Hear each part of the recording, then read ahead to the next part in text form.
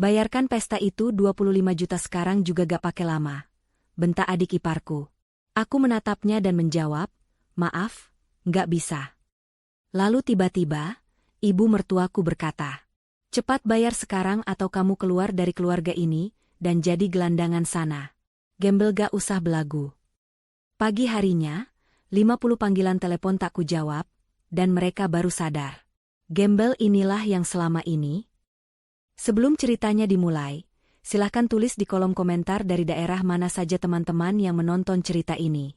Jangan lupa like dan subscribe agar channel ini bisa semakin berkembang dan bisa mempersembahkan cerita yang lebih menarik lagi. Pukul 4:30 pagi, alarm di ponsel Sabrina berdering pelan. Ia sengaja memasang nada dering yang paling lembut, agar tidak membangunkan Zidan, suaminya, yang tidur pulas di sampingnya. Dengan hati-hati, Sabrina mematikan alarm dan duduk di tepi ranjang. Udara pagi dari pendingin ruangan terasa menusuk kulit, kontras dengan lantai marmer mewah yang dingin di telapak kakinya. Sabrina menghela napas panjang, mengumpulkan sisa tenaganya. Ini adalah rutinitasnya. Ia segera bangkit, mengenakan hijab bergonya, lalu mengambil wudhu di kamar mandi pribadinya yang mewah. Kamar mandi itu lebih besar dari kamar tidurnya di rumah orang tuanya dulu. Tapi kemewahan itu terasa hampa. Selesai salat subuh di ruang ganti, ia berdoa. Doanya selalu sama setiap pagi, meminta kekuatan dan kesabaran. Kesabaran untuk menghadapi hari yang sudah bisa ia tebak alurnya. Turun ke lantai bawah, rumah besar itu masih gelap dan senyap. Sabrina adalah orang pertama yang bangun, dan mungkin akan jadi yang terakhir tidur. Ia menyalakan lampu dapur. Dapur ini adalah saksi bisu kelelahannya. Bersih, modern, dengan peralatan mahal yang ia beli tunai dari hasil bisnisnya. Ironisnya, ia lebih sering menggunakannya untuk melayani daripada untuk menikmati. Ia mulai memasak. Nasi goreng seafood spesial untuk Zidan, dengan udang dan cumi segar. Zidan selalu rewel soal sarapan.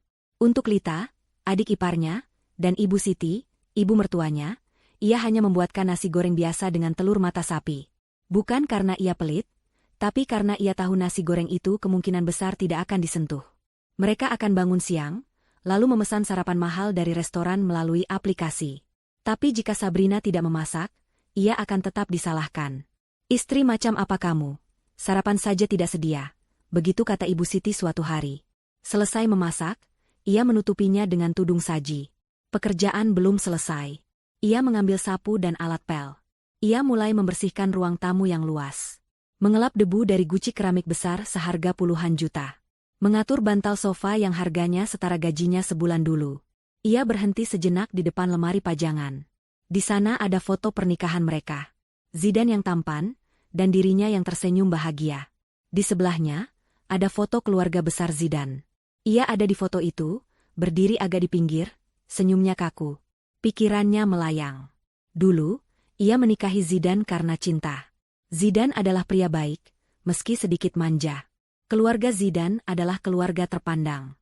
Tapi setahun setelah pernikahan, perusahaan ayah Zidan bangkrut, dan tak lama kemudian ayahnya meninggal karena serangan jantung. Zidan, yang tidak siap memegang kendali, membuat sisa perusahaan itu kolaps total. Mereka hampir kehilangan segalanya. Saat itulah Sabrina, yang selama ini diremehkan karena hanya ibu rumah tangga, menggunakan keahliannya. Bisnis online yang ia rintis diam-diam, yang awalnya hanya dianggap jualan baju daster oleh Ibu Siti, ternyata adalah bisnis impor-ekspor skala besar. Sabrina cerdas. Ia membangun jaringan distributor yang kuat. Dalam 2 tahun, bisnisnya meledak. Dialah yang mengambil alih cicilan rumah mewah ini. Dialah yang membeli mobil Alphard baru untuk Zidan agar gengsinya terjaga. Dialah yang membiayai gaya hidup mewah Ibu Siti dan Lita. Tapi statusnya di rumah itu tidak pernah berubah. Ia tetap menantu yang dianggap numpang. Ia adalah pembantu yang kebetulan punya akses ke rekening bank tak terbatas. Pukul 7, Zidan turun. Sudah rapi dengan kemeja mahal yang disetrika Sabrina semalam. Sabrina, kopiku mana? Tanyanya tanpa melihat, matanya sibuk dengan ponsel. Sudah di meja, Mas, jawab Sabrina lembut, sambil mengelap meja makan. Zidan duduk, menyeruput kopinya. Nasi gorengnya udangnya kurang banyak, keluhnya. Sabrina hanya mengangguk. Pukul 8, Lita turun dari kamarnya. Gadis itu akan berusia 17 tahun minggu depan. Ia masih memakai piyama satin, rambutnya acak-acakan, dan wajahnya cemberut. Ia melempar ponselnya ke meja. Ceka, nasi goreng lagi. Aku bosan. Mau croissant almond, katanya. Nanti pesan saja, Lit, kata Sabrina sabar. Kakak yang pesankan. Pakai akun kakak. Saldo ojek onlineku habis, sahutnya enteng. Sabrina mengangguk lagi. Ia sudah biasa. Tepat saat itu, Ibu Siti keluar dari kamarnya. Wajahnya segar, ia sudah mandi, mengenakan dress rumah yang mahal. Pagi, Bu, sapa Sabrina. Ibu Siti hanya bergumam. Ia duduk di meja makan, menatap sinis nasi goreng di piringnya. Kamu ini masak tidak niat. Minyaknya banyak sekali. Kolesterol saya bisa naik, katanya. Sabrina diam saja. Ia tahu, apapun yang ia lakukan, akan selalu salah. Ia hendak kembali ke dapur untuk mencuci piring kotor, saat Lita tiba-tiba berseru. Oh iya, Bu, Kak Sabrina. Lita mengambil sesuatu dari tasnya. Sebuah brosur tebal berlapis kertas mengilap. Ia melemparkannya ke tengah meja. Aku mau ini untuk ulang tahunku. Sabrina mengambil brosur itu. Matanya langsung tertuju pada judulnya. Pesta Sweet Seventeen eksklusif, Hotel Bintang 5. Ia membukanya. Paket ruby. Ballroom pribadi, dekorasi mewah, live music, photo booth, catering premium untuk 300 tamu. Sabrina menelan ludah saat melihat harganya di bagian bawah. Ini, Lita, harganya mahal sekali, ucap Sabrina pelan. Ya memang mahal. Namanya juga pesta. Teman-temanku semua pestanya begitu. Malu dong aku kalau cuma syukuran potong tumpeng di rumah. Kuno, seru Lita. Berapa harganya? Tanya Ibu Siti, matanya berbinar melihat foto-foto mewah di brosur itu. Totalnya 25 juta, Bu. Itu sudah paket yang paling minimalis di sana, jawab Lita manja. Kak Sabrina pasti bisa bayar. Bisnisnya kan lancar. Sabrina meletakkan brosur itu. Ia menatap adik iparnya. 25 juta. Angka itu berputar di kepalanya. Bulan ini ia baru saja membayar tagihan kartu kredit Ibu Siti yang habis dipakai belanja tas branded. Ia baru saja melunasi biaya servis mobil Zidane. Dan SPP Lita di sekolah internasionalnya juga baru jatuh tempo. Uang 25 juta itu sudah ia alokasikan untuk membayar gaji karyawan di gudangnya. Lita, minggu depan itu banyak tagihan. Kakak baru saja bayar SPP kamu. Gimana kalau kita rayakan, tapi tidak semewah ini? Kita undang teman-teman kamu ke restoran yang bagus. Kakak. Nggak mau, potong Lita. Aku maunya ini. Titik. Kenapa sih kakak pelit banget? Uang kakak kan banyak. Cuma 25 juta aja dipermasalahkan. Aku ini adik iparmu satu-satunya. Ini bukan soal pelit, Lita. Ini soal prioritas. Sudah, Sabrina. Ibu Siti menimpali. Suaranya tajam. Lita benar. Jangan pelit sama keluarga. Uangmu itu juga bisa banyak karena doa dari kami. Kamu bisa tinggal di rumah ini juga karena anak saya, Zidane. Jangan mentang-mentang kamu yang pegang uang, kamu jadi sombong. 25 juta itu tidak seberapa dibanding apa yang sudah keluarga ini berikan padamu. Sabrina tertegun. Apa yang keluarga ini berikan padaku? Selain rasa sakit hati dan kelelahan? Lita melihat ibunya membelanya. Ia semakin menjadi-jadi. Ia berdiri dan menatap Sabrina. Nada suaranya yang manja kini berubah menjadi memerintah. Pokoknya aku gak mau tahu, ucapnya santai, seolah meminta dibelikan es krim. Bayarkan pesta itu 25 juta sekarang juga gak pakai lama. Ada jeda panjang. Zidane hanya diam, asyik membaca berita di ponselnya, pura-pura tidak mendengar pertengkaran itu. Ibu Siti menatap Sabrina dengan angkuh, menunggu Sabrina berkata, iya, Bu, seperti biasanya. Lita tersenyum penuh kemenangan. Sabrina memejamkan matanya sejenak. Ia menarik napas dalam. Tali kesabaran yang ia jalin selama bertahun-tahun akhirnya putus. Ia sudah lelah menjadi sapi perah. Ia sudah lelah direndahkan di rumah yang ia bayar sendiri cicilannya. Ia membuka matanya. Tatapannya datar dan dingin. Ia menatap Lita lurus di matanya. Maaf, nggak bisa, ucapnya dengan suara yang tenang namun tegas. Cari sendiri uangnya. Rumah itu seketika hening. Nasi goreng di piring Zidane mendingin. Senyum di wajah Lita membeku. Mata Ibu Siti membelalak, tidak percaya dengan apa yang baru saja ia dengar. Untuk pertama kalinya, sang gembel yang mereka pelihara, membantah. Keheningan itu hanya berlangsung 3 detik. Lita adalah yang pertama bereaksi. Wajahnya yang kaget berubah menjadi merah padam karena marah. Ini adalah penolakan pertama yang pernah ia terima dari Sabrina. Apa kakak bilang? Kakak ngusir aku? Kakak nyuruh aku kerja? Jerit Lita, suaranya melengking tinggi. Ia tidak menangis, ia murka. Ibu, ibu, Kak Sabrina jahat. Dia bilang aku suruh cari uang sendiri. Dia gak mau bayarin pestaku. Lita mengadu, menarik-narik lengan baju Ibu Siti. Ibu Siti bangkit dari kursinya. Kursi kayu jati mahal itu berderit nyaring. Ia berjalan mengitari meja makan dan berhenti tepat di depan Sabrina. Wajahnya yang tadi pagi masih segar oleh perawatan kulit mahal, kini mengeras seperti batu. Sabrina, bentaknya. Suaranya menggema di ruang makan yang luas itu. Kamu sudah berani ya sekarang. Kamu sudah merasa hebat karena punya uang. Sabrina ikut berdiri. Ia tidak mundur. Ia harusnya takut, tapi yang ia rasakan hanyalah kelegaan. Bukan begitu, Bu. Seperti yang saya bilang tadi, 25 juta itu bukan uang kecil. Kebutuhan kita banyak. Saya harus mengatur keuangan. Halah. Alasan, potong Ibu Siti kasar. Kamu kira saya bodoh?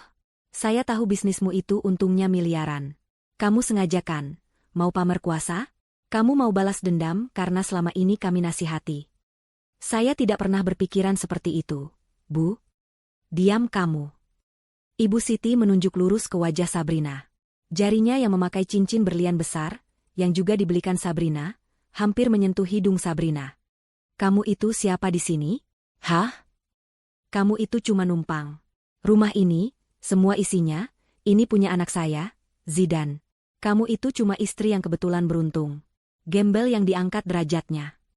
Setiap kata adalah tamparan. Gembel. Kata itu lagi. Kata yang selalu Ibu Siti gunakan untuk mengingatkan Sabrina akan posisinya. Kamu pikir karena kamu yang bayar semua tagihan, kamu bisa seenaknya? Harusnya kamu sadar diri. Tanpa Zidan, kamu itu bukan siapa-siapa. Kamu tidak akan pernah bisa masuk ke keluarga ini kalau bukan karena anak saya kasihan sama kamu. Zidan, yang mendengar namanya disebut, akhirnya mengangkat kepala dari ponselnya. Wajahnya tampak terganggu. Bu, Sabrina, ada apa sih ini pagi-pagi? Malu didengar tetangga, katanya pelan. Diam kamu, Zidan, bentak Ibu Siti pada anaknya sendiri. Istrimu ini sudah mulai kurang ajar. Dia berani melawan ibu. Dia berani menolak permintaan Lita. Dia sudah lupa diri. Lita kembali memanas-manasi. Iya, Mas. Kak Sabrina pelit banget. Masa untuk pesta Sweet Seventeen, adiknya sendiri dia hitung-hitungan. Padahal Mas Zidan selalu kasih apapun yang Kak Sabrina mau. Sabrina tertawa dalam hati. Apa yang Zidan berikan padaku? Beban? Utang? Hina? Mas Zidan? Sabrina menoleh pada suaminya, mencari sedikit saja pembelaan. Tolong, Mas. Jelaskan ke Ibu dan Lita. Keuangan kita sedang dipakai untuk banyak hal. Bisnisku butuh modal putar. Ini bukan soal pelit. Zidan tampak serba salah. Ia terjepit di antara ibu dan istrinya. Seperti biasa, ia memilih jalan yang paling aman untuk dirinya sendiri. Sabrina, sudahlah, kata Zidan, nadanya datar. Ia merapikan kemejanya, bersiap berangkat kerja. Kasih saja apa yang Lita minta. 25 juta kan? Bukan masalah besar buat kamu. Hati Sabrina serasa diremas. Bukan masalah besar. Zidan mengatakannya seolah uang itu tumbuh di pohon. Zidan, yang sudah setahun ini menganggur dan hanya menghabiskan uang untuk hobi golfnya, dengan mudahnya meremehkan kerja keras istrinya. Kamu dengar itu? Ibu Siti tersenyum sinis. Suamimu sendiri yang bicara. Dia saja tahu kalau kamu itu pelit. Kamu sengaja mau bikin malu Lita di depan teman-temannya kan? Kamu iri karena Lita bisa pesta mewah. Sedangkan kamu dulu. Ibu Siti memandang Sabrina dari atas ke bawah. Ah, sudahlah. Tidak perlu dibahas. Asalmu sudah jelas. Sabrina mengepalkan tangannya di balik hijab panjangnya. Cukup. Ia sudah selesai. Jadi, kata Ibu Siti lagi, nadanya kembali angkuh karena merasa menang. Transfer sekarang ke Lita. Saya tidak mau dengar alasan apa-apa lagi. Sabrina menatap Ibu Siti. Saya tidak akan transfer. 3 kata itu diucapkan dengan tenang, namun memiliki efek seperti bom. Zidan yang hendak mengambil tas kerjanya, membeku. Lita melotot. Wajah Ibu Siti memerah padam, lalu berubah pucat karena amarah yang memuncak. Apa kamu bilang? Desisnya. Saya tidak akan transfer uang. Itu, ulang Sabrina, mengeja setiap kata. Saya tidak mau. Lita bisa merayakannya. Tapi tidak dengan uang 25 juta untuk pesta satu malam. Kurang ajar. Ibu Siti berteriak begitu keras, hingga guci di ruang tamu seolah ikut bergetar. Berani kamu melawan saya di rumah saya sendiri? Ini bukan rumah ibu, sahut Sabrina pelan. Apa? Ini bukan rumah ibu. Dan ini juga bukan rumah Mas Zidan. Lanjut Sabrina, suaranya kini bergetar, bukan karena takut, tapi karena emosi yang tertahan. Rumah ini, atas nama saya. Saya yang membayar cicilannya setiap bulan dengan uang saya sendiri. Mobil yang Mas Zidan pakai, atas nama saya. SPP Lita, kartu kredit ibu, semua tagihan itu uang saya. Kebenaran itu, meski selalu mereka hindari, kini terucap lantang. Ibu Siti dan Lita tampak kaget. Mereka tahu Sabrina yang membayar, tapi mereka tidak pernah mau mengakuinya secara terbuka. Ibu Siti tertawa mengejek, berusaha mengembalikan harga dirinya. Oh, jadi kamu mengungkit itu semua? Kamu menghitung semua yang kamu keluarkan? Dasar gembel, tetap saja perhitungan. Kalau begitu, kalau kamu merasa ini rumahmu. Ibu Siti menarik napas dalam-dalam. Ia sudah sampai di puncak kemarahannya. Ia menunjuk ke pintu depan. Cepat bayar sekarang atau kamu keluar dari keluarga ini, dan jadi gelandangan sana. Gembel gak usah belagu. Itu adalah kalimat pamungkas. Kalimat yang selalu ia gunakan sebagai ancaman. Ia yakin Sabrina akan takut. Ia yakin Sabrina akan menangis dan memohon ampun, lalu mentransfer uang itu. Sabrina menatap Ibu Siti. Ia menatap Lita yang tersenyum licik. Dan terakhir, ia menatap Zidan. Suaminya. Mas? Tanya Sabrina, memberikan satu kesempatan terakhir. Zidan membuang muka. Ia meraih tas kerjanya. Aku pusing. Kalian selesaikan sendiri. Aku terlambat, katanya, lalu berjalan cepat keluar dari pintu depan, meninggalkan Sabrina sendirian di tengah amukan ibu dan adiknya. Pengkhianatan itu terasa final. Zidan bahkan tidak membelanya. Dia kabur. Hati Sabrina yang tadi hancur, kini terasa dingin dan mati rasa. Tidak ada lagi air mata. Yang ada hanya keputusan. Ibu Siti tersenyum penuh kemenangan. Kenapa? Mau nangis? Sana, keluar. Pergi dari sini kalau kamu tidak mau bayar. Sabrina mengangguk pelan. Baik. Satu kata itu membuat Ibu Siti bingung. Baik apa? Baik, Bu. Saya akan pergi, kata Sabrina. Ia membalikan badannya, berjalan melewati meja makan, dan melangkah menaiki tangga menuju kamarnya. Alah, drama. Paling juga ke kamar ambil dompet. Ejek Ibu Siti. Lita tertawa. Pasti takut. Bu, siap-siap, pestaku akan jadi yang termewah. Sabrina tidak menoleh. Ia terus berjalan ke kamarnya. Ia membuka lemari pakaiannya yang penuh dengan baju-baju mahal yang tak pernah ia nikmati. Ia mengabaikan itu semua. Ia mengambil satu koper kabin kecil. Ia hanya memasukkan beberapa pasang pakaian ganti, hijabnya, laptop kerjanya, dompet, dan semua dokumen penting atas namanya. Malam itu juga, ketika semua orang sudah tidur, Sabrina membuka pintu kamarnya. Ia menatap Zidan yang tidur mendengkur, tidak menyadari apapun. Ia meletakkan cincin kawinnya di atas meja nakas. Kalian yang memintaku pergi, bisiknya, akan kuturuti. Ia turun ke bawah.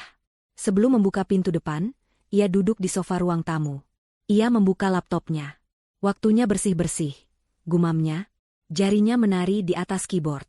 Pertama, ia membatalkan jadwal transfer otomatis untuk cicilan KPR rumah mewah itu. Kedua, ia mengirim email ke pihak leasing untuk menghentikan pembayaran mobil Alphard atas nama Zidan. Ketiga, ia memblokir semua kartu kredit tambahan yang ia berikan untuk Ibu Siti dan Lita. Keempat, ia mengirim email ke bagian administrasi sekolah Lita, menyatakan bahwa ia, sebagai penjamin, menghentikan semua pembayaran SPP dan biaya lainnya. Setelah selesai, ia mematikan laptopnya. Ia mengambil koper kecilnya. Ia menonaktifkan ponsel utamanya dan memasukkannya ke dalam tas. Ia tidak akan bisa dihubungi. Ia melangkah keluar dari pintu depan, menutupnya pelan tanpa suara. Ia berjalan di kegelapan malam, meninggalkan rumah yang telah ia bangun dengan keringatnya, menuju kehidupan baru. Dan ia tahu, pagi nanti, neraka akan pecah di rumah itu. Jarum jam di dinding ruang tamu menunjukkan pukul 1 dini hari. Keheningan rumah mewah itu terasa pekat, hanya terpecah oleh suara dengkuran halus Zidane dari kamar di lantai atas. Sabrina berdiri di depan pintu utama yang terbuat dari kayu jati solid, sebuah pintu yang ia bayar lunas dengan bonus akhir tahunnya 2 tahun lalu. Di tangannya ada satu koper kabin kecil. Di hatinya, ada kekosongan yang anehnya terasa melegakan. Ia memutar kunci pelan, sangat pelan, berusaha tidak menimbulkan suara. Pintu itu terbuka tanpa derit. Udara malam yang sedikit lembab menyambutnya. Ia melangkah keluar dari teras marmer, melewati taman kecil yang rumputnya selalu ia rapikan setiap akhir pekan. Ia berhenti sejenak di depan gerbang besi tempa yang tinggi. Ia memandangi rumah itu sekali lagi. Rumah itu adalah simbol kesuksesannya. Rumah yang ia beli untuk membahagiakan suaminya, untuk mengangkat derajat keluarga mereka. Tapi bagi penghuninya, rumah ini adalah istana tempat mereka berkuasa, dan ia adalah budak yang membiayai semuanya. Di jendela kamar Lita, lampu tidur masih menyala. Sabrina membayangkan gadis itu tidur nyenyak, memimpikan pesta 25 jutanya. Di kamar utama, Ibu Siti mungkin sedang mendengkur, puas setelah berhasil memojokkan menantunya. Dan Zidane, suaminya, tidur di ranjang empuk yang mereka beli bersama, setelah dengan pengecut melarikan diri dari masalah. Sabrina berbalik. Ia tidak memesan taksi. Ia berjalan kaki menyusuri jalanan kompleks yang sepi. Ia butuh waktu untuk menjernihkan pikiran. Setiap langkah menjauh dari rumah itu terasa seperti melepaskan satu rantai yang membelenggunya. Rantai penghinaan. Rantai kewajiban palsu. Rantai rasa bersalah yang tidak seharusnya ia pikul. Pikirannya melayang pada kejadian-kejadian yang telah ia telan bulat-bulat selama ini. Ingatannya berputar pada 3 bulan lalu, saat Ibu Siti merayakan ulang tahun. Sabrina sudah memesankan restoran mahal dan membelikan tas yang harganya belasan juta. Tapi Ibu Siti mengeluh. Kamu ini belikan ibu tas model lama. Teman arisan ibu pakai yang seri terbaru. Kamu sengaja ya, belikan yang diskonan? Padahal Sabrina membelinya langsung dari butik resmi. Lalu pikirannya beralih pada Lita. Bulan lalu, Lita merengek minta laptop gaming terbaru. Sabrina membelikannya. Seminggu kemudian, laptop itu tergeletak di kamar Lita dengan layar retak.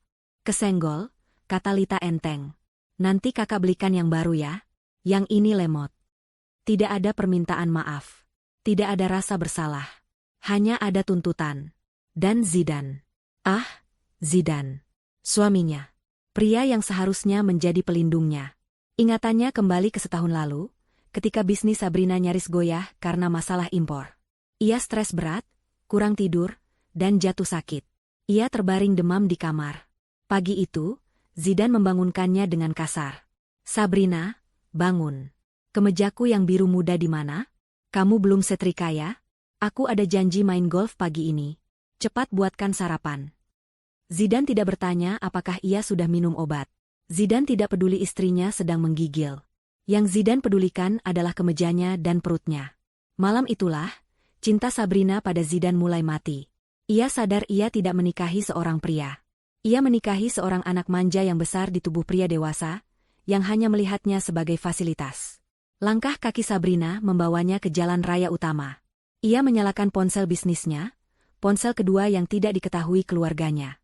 Ia memesan sebuah taksi premium. Sambil menunggu, ia membuka aplikasi perbankannya. Ia menatap layar laptopnya yang ada di pangkuannya saat ia duduk di sofa tadi. Membatalkan cicilan KPR. Klik. Membatalkan auto debit leasing mobil. Klik. Memblokir 3 kartu kredit tambahan. Klik. Mengirim email ke administrasi sekolah. Kirim. Setiap klik terasa seperti sebuah kemenangan kecil. Ia tidak hanya pergi.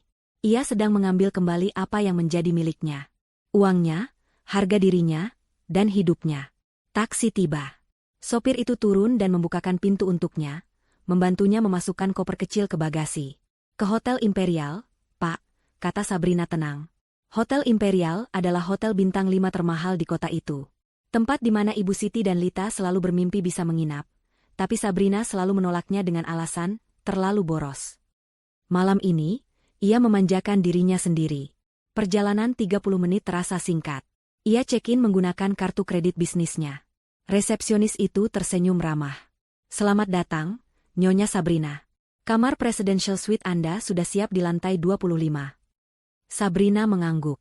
Ia tidak butuh kamar semewah itu, tapi malam ini adalah pengecualian. Ia butuh pengingat tentang siapa dirinya sebenarnya.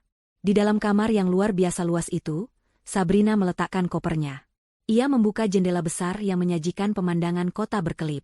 Ia berdiri di sana lama sekali. Ia bukan lagi Sabrina si menantu penurut. Ia bukan lagi Sabrina si ATM berjalan. Ia bukan lagi gembel yang numpang hidup. Ia adalah Sabrina, pemilik bisnis sukses. Wanita mandiri yang bisa berdiri di atas kakinya sendiri. Ia melepaskan hijab bergonya yang biasa ia pakai di rumah. Hijab yang sudah kusam karena terlalu sering ia pakai saat mencuci dan memasak. Ia masuk ke kamar mandi marmer yang berkilauan. Ia menyalakan shower air panas dan berdiri di bawahnya. Air itu seolah membersihkan bukan hanya kotoran di tubuhnya, tapi juga semua hinaan dan rasa sakit yang menumpuk bertahun-tahun. Selesai mandi, ia mengenakan jubah mandi hotel yang lembut. Ia merebahkan diri di ranjang king size yang luar biasa nyaman. Ia mengambil ponsel utamanya yang mati dari dalam tas. Ia tidak menyalakannya. Ia meletakkannya di laci meja nakas dan menguncinya. Ia sudah memblokir nomor Zidan, Ibu Siti, dan Lita dari ponsel bisnisnya. Mereka tidak akan bisa menghubunginya. Sabrina mematikan lampu. Kegelapan di kamar hotel itu terasa damai. Berbeda dengan kegelapan di rumahnya yang terasa menyesakan. Untuk pertama kalinya setelah bertahun-tahun, ia tidur tanpa beban di pundaknya. Ia tidur nyenyak, tanpa mimpi. Sementara beberapa kilometer jauhnya, di sebuah rumah mewah di Jalan Anggrek, sebuah bom waktu baru saja mulai berdetik, menunggu matahari terbit untuk meledak. Ia tahu, besok pagi adalah hari pertama dari sisa hidupnya yang baru. Matahari pagi menembus celah tirai tebal di kamar Hotel Imperial. Sabrina terbangun bukan karena alarm, tapi karena tubuhnya merasa cukup istirahat. Ia melirik jam di dinding. Pukul 7:30 pagi. Ini adalah rekor baginya. Biasanya, jam 7:30 ia sudah selesai memasak, membersihkan sebagian rumah, dan sedang menyetrika baju Zidan. Pagi ini, ia sendirian di kamar yang sunyi dan mewah. Perasaan ringan menjalar di dadanya. Ia bangkit, mengambil wudhu, dan melaksanakan salat subuh yang sedikit terlambat, namun terasa jauh lebih khusyuk. Doanya pagi ini berbeda. Ia tidak lagi meminta kesabaran. Ia meminta kekuatan untuk terus melangkah maju dan keadilan atas apa yang telah ia lalui. Selesai salat, ia memesan sarapan melalui layanan kamar. Omelet putih telur, salmon asap, salad buah segar, dan segelas jus jeruk murni. Sarapan yang ia inginkan, bukan sarapan sisa yang ia makan buru-buru di meja dapur. Sambil menunggu sarapannya tiba, ia membuka laptopnya dan menyalakan ponsel bisnisnya. Inilah waktunya untuk eksekusi fajar. Semalam adalah pemutusan rantai secara digital. Pagi ini adalah konfirmasi resmi yang mengikat secara hukum. Telepon pertama adalah ke bank yang menangani KPR rumahnya. Ia terhubung dengan layanan pelanggan prioritas. Selamat pagi, dengan Nyonya Sabrina di sini. Selamat pagi, Nyonya Sabrina. Ada yang bisa kami bantu? Suara ramah di seberang sana. Saya ingin mengkonfirmasi email saya semalam. Saya, Sabrina, sebagai penjamin utama dan satu-satunya pembayar KPR untuk properti di Jalan Anggrek nomor 12, secara resmi menarik diri dari perjanjian dan menghentikan semua pembayaran cicilan, efektif segera. Ada jeda sejenak. Petugas itu mungkin kaget. Nyonya Sabrina, kami sudah menerima emailnya. Tapi apakah Nyonya sadar? Tindakan ini akan memicu denda keterlambatan dan proses penagihan? Nama Nyonya dan Tuan Zidan sebagai pemilik bersama akan. Saya sadar, potong Sabrina, suaranya dingin dan mantap. Saya tidak peduli dengan dendanya. Lakukan saja prosedurnya. Kirimkan surat peringatan pertama hari ini juga ke alamat tersebut. Saya tidak lagi tinggal di sana dan tidak bertanggung jawab atas apapun yang terjadi pada properti itu. Baik, Nyonya. Akan kami proses. Surat peringatan pertama akan dikirimkan hari ini, jawab petugas itu, kini nadanya terdengar kaku. Terima kasih. Sabrina menutup telepon. Selesai. Sarapannya tiba. Ia menyantap omeletnya pelan-pelan. Rasanya luar biasa. Ia makan tanpa terburu-buru, tanpa ada yang mengeluh masakannya keasinan atau terlalu berminyak. Telepon kedua adalah ke perusahaan leasing mobil. Selamat pagi. Saya Sabrina. Saya adalah penjamin dan pembayar untuk unit Alphard putih dengan nomor polisi B1234XYZ atas nama pengguna Zidan. Ya, Nyonya Sabrina. Ada masalah dengan unitnya? Tidak ada. Saya hanya ingin memberitahu bahwa saya telah membatalkan auto debit semalam. Saya tidak akan melanjutkan cicilan. Saya minta unit tersebut ditarik hari ini juga. Hari ini, Nyonya, petugas itu kaget. Tapi, tunggakannya bahkan belum ada. Biasanya kami menunggu. Saya tidak mau menunggu ada tunggakan, tegas Sabrina. Saya yang membayar, dan saya putuskan untuk berhenti. Saya tidak mau aset yang saya bayar disalahgunakan oleh pihak yang tidak berhak. Anggap saja ini penyerahan unit sukarela dari pihak pembayar. Saya minta tim Anda mengambilnya sebelum jam makan siang. Jika tidak, saya akan melaporkannya sebagai penggelapan. Ancaman itu berhasil. Baik, Nyonya. Baik. Tim kami akan segera meluncur ke alamat tersebut pagi ini juga. Bagus. Sabrina menutup telepon. 2 selesai. Ia menyeruput jus jeruknya. Segar. Telepon ketiga. Bagian Administrasi Keuangan Sekolah Internasional Lita. Selamat pagi, Administrasi SMA Elit Cendekia. Selamat pagi. Saya Sabrina.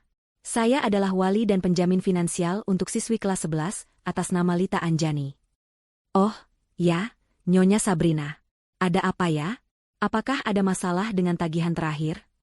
Tidak. Saya menelepon untuk memberitahukan bahwa mulai detik ini, saya menghentikan semua bentuk pendanaan untuk siswi tersebut. SPP, biaya buku, biaya ekstrakurikuler, biaya study tour yang akan datang, semuanya. Saya tidak akan membayarnya lagi. Apa? Tapi, Nyonya, Lita sudah terdaftar untuk semester ini. Dan ada tunggakan SPP dari bulan lalu yang belum? Saya tahu. Dan saya tidak akan melunasinya, kata Sabrina. Itu sekarang menjadi tanggung jawab orang tuanya, Tuan Zidan atau Nyonya Siti. Silakan tagih mereka. Dan tolong, informasikan kepada Lita Anjani mengenai status keuangannya hari ini juga. Saya tidak mau ia terus bersekolah menggunakan fasilitas yang tidak ia bayar. Tapi, Nyonya ini akan berdampak pada status kesiswaannya. Saya mengerti. Lakukan saja tugas Anda. Sabrina menutup telepon. 3 selesai. Ini adalah bagian yang paling ia nikmati. Ia tahu persis bagaimana malunya Lita. Di sekolah yang penuh dengan anak-anak pejabat dan pengusaha kaya, berita menunggak SPP akan menyebar seperti api. Gengsi yang selalu Lita banggakan akan hancur lebur. Terakhir, ia menelepon asisten pribadinya di kantor. Asistennya adalah satu-satunya orang yang tahu betapa Sabrina menderita di rumah itu. Rina, pagi. Pagi, Bu Sabrina. Ibu baik-baik saja? Ibu tidak di rumah. Rina terdengar khawatir. Saya baik, Rina. Jauh lebih baik. Saya sudah pergi dari rumah itu, kata Sabrina. Syukurlah, Bu, jawab Rina lega. Apa yang bisa saya bantu?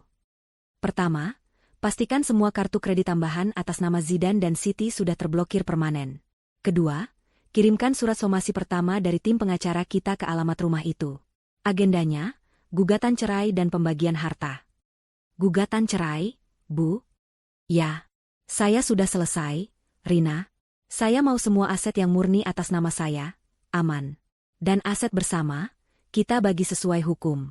Pastikan pengacara kita menggarisbawahi bahwa rumah itu adalah murni aset saya, karena cicilannya saya yang bayar dari penghasilan saya pribadi. Siap, Bu. Akan saya laksanakan segera. Ibu akan bekerja dari mana hari ini? Saya akan bekerja dari hotel.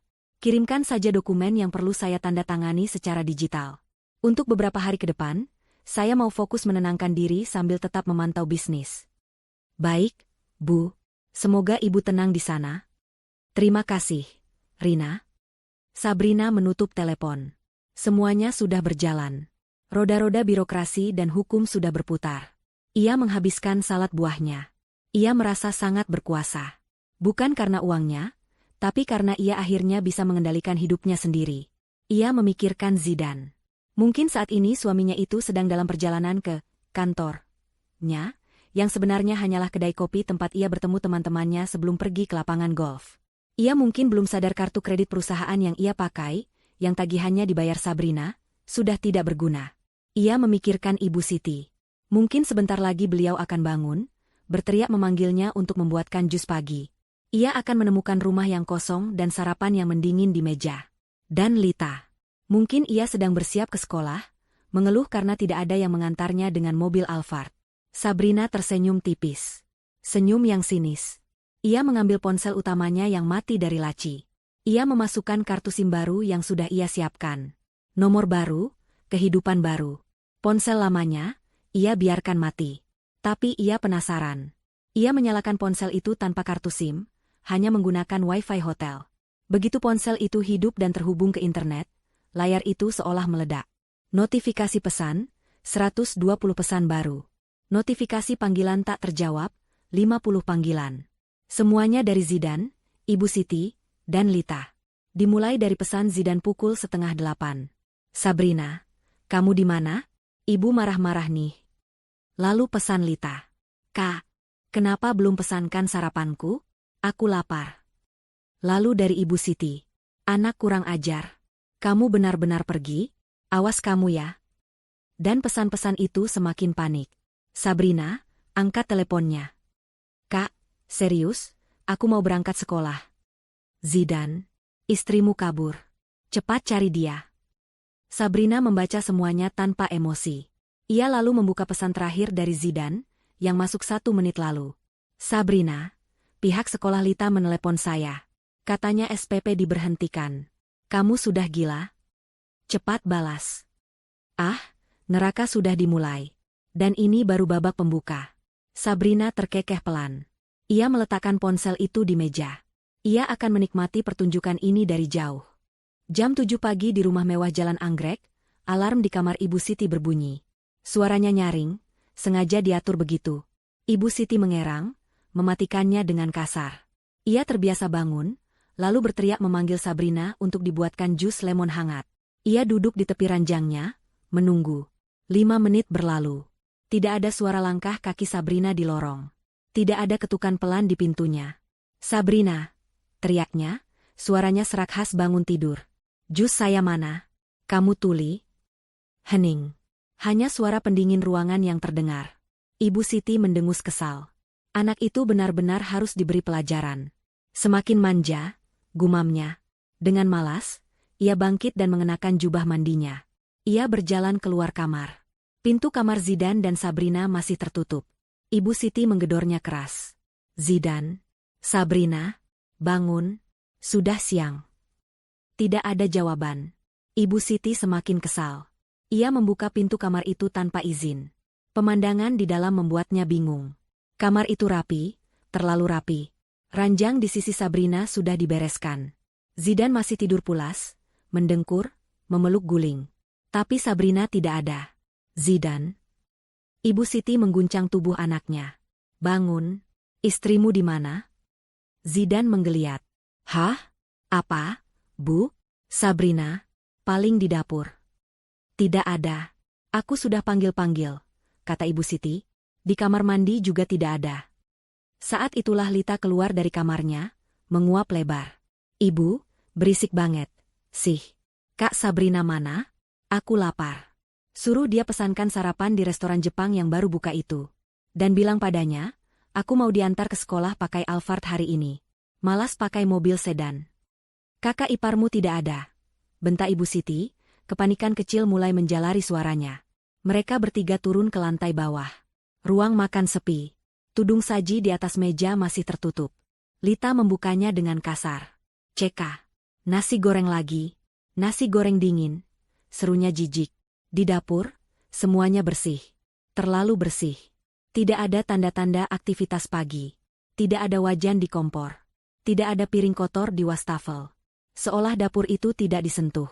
Dia benar-benar kabur, ucap Lita, nadanya lebih terdengar jengkel daripada khawatir. Gara-gara 25 juta saja dia kabur? Murahan sekali. Ibu Siti tidak seenteng itu. Ia mulai merasa ada yang tidak beres. Zidan, cepat telepon dia. Suruh dia pulang sekarang. Bilang ibu maafkan, asal dia transfer uangnya Lita. Zidan, yang wajahnya masih bengkak karena tidur, mengambil ponselnya. Iya, Bu, sabar. Ia menekan nomor Sabrina. Panggilannya langsung masuk ke kotak suara. Tidak aktif, Bu. Paling baterainya habis. Alasan. Coba lagi. Zidan mencoba lagi. Dan lagi. Dan lagi. Kotak suara. Benar-benar mati, Bu. Kurang ajar. Ibu Siti menggebrak meja. Berani-beraninya dia mematikan ponsel. Dia mau main-main sama kita? Lita mendengus. Ya sudah, aku pesan sarapan sendiri. Ia membuka aplikasi ojek online di ponselnya. Ia memilih menu sarapan seharga Rp300.000. Saat hendak membayar, ia tertegun. Loh, kok kartu kreditku ditolak? Ia mencoba lagi. Pembayaran gagal. Ia mencoba kartu debitnya. Saldo tidak mencukupi.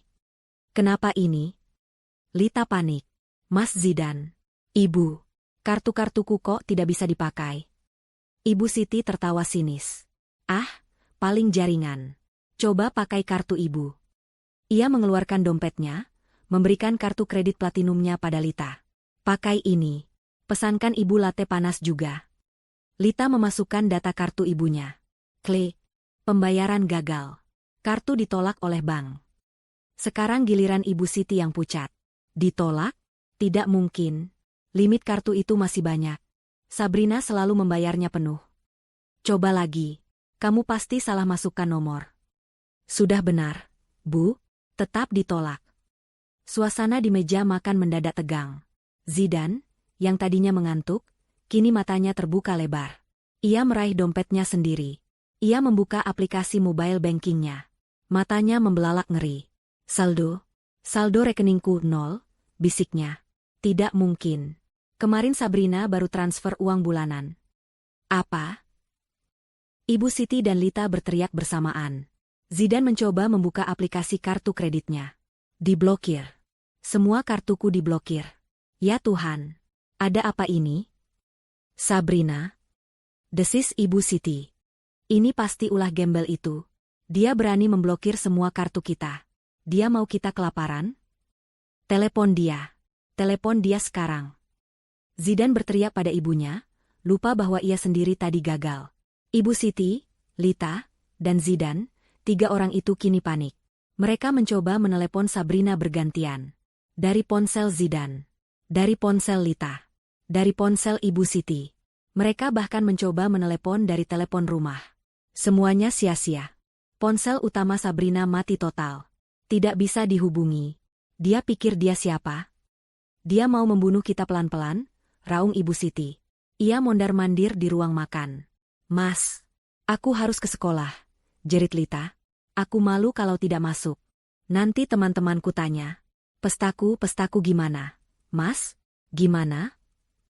Diam kamu, Lita. Pesta.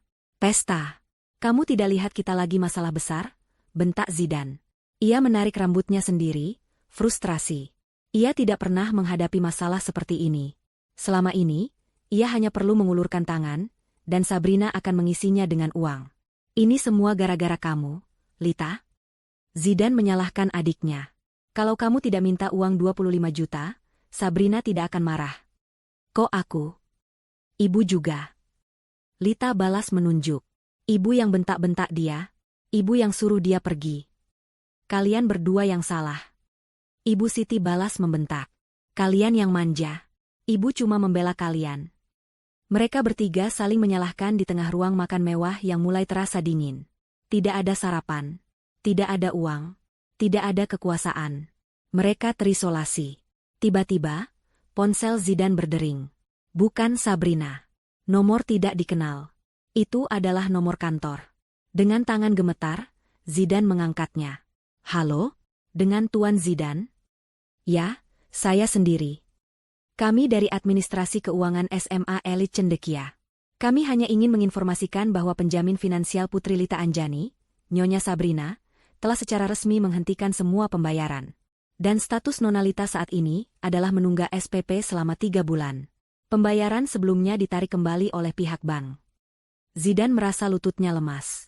Apa maksud Anda? Maksud saya, Tuan Zidan, Lita tidak bisa mengikuti kegiatan belajar mengajar sampai semua tunggakan lunas. Totalnya 45 juta rupiah.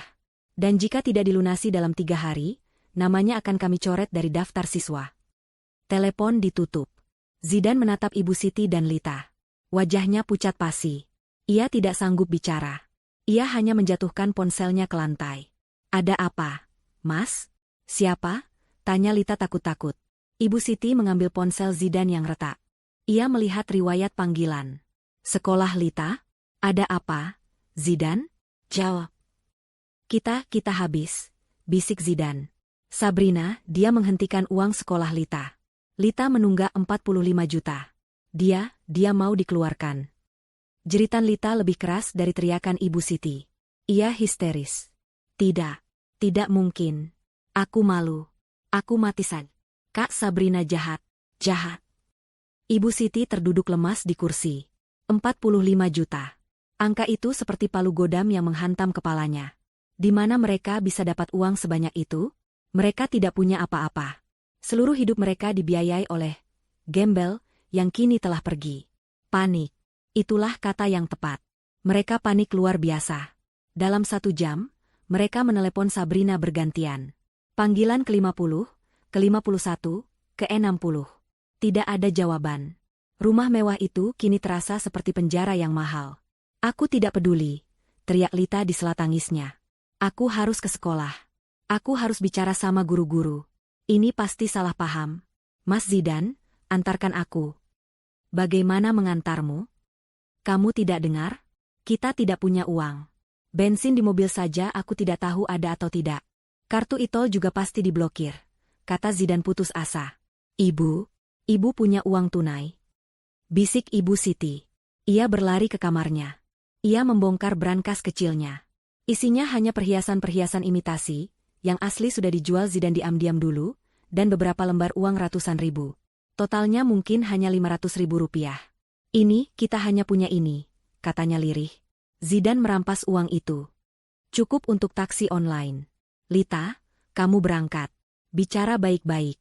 Mas akan cari Sabrina. Ibu di rumah saja. Jangan kemana-mana. Lita menghapus air matanya dengan kasar. Ia berganti seragam. Ia memesan taksi online, menggunakan sisa saldo e-wallet Zidan yang tinggal sedikit. Ia membanting pintu depan, pergi dengan amarah dan rasa malu yang membara. Zidan dan Ibu Siti ditinggal berdua di rumah besar yang sepi. Zidan, bagaimana ini, nak? Rintih Ibu Siti. Arogansinya luntur. Zidan tidak menjawab. Ia menatap keluar jendela. Ia melihat mobil Alphard putih kebanggaannya terparkir di garasi. Setidaknya, itu masih ada. Ia akan memakai mobil itu untuk mencari Sabrina ke rumah orang tuanya. Ia meraih kunci mobil di atas meja. Tepat saat ia hendak melangkah ke garasi, bel rumah berbunyi. Bukan bel biasa. Ini bel yang nyaring dan berkali-kali. Zidan dan Ibu Siti berpandangan. Seorang kurir? Zidan membuka pintu. Di depannya berdiri 2 orang pria berbadan tegap, mengenakan seragam sebuah perusahaan leasing. Di belakang mereka, di jalanan, sebuah mobil derek besar baru saja parkir. Pria itu tersenyum tipis. Selamat pagi. Benar dengan Tuan Zidan? Kami dari pihak leasing.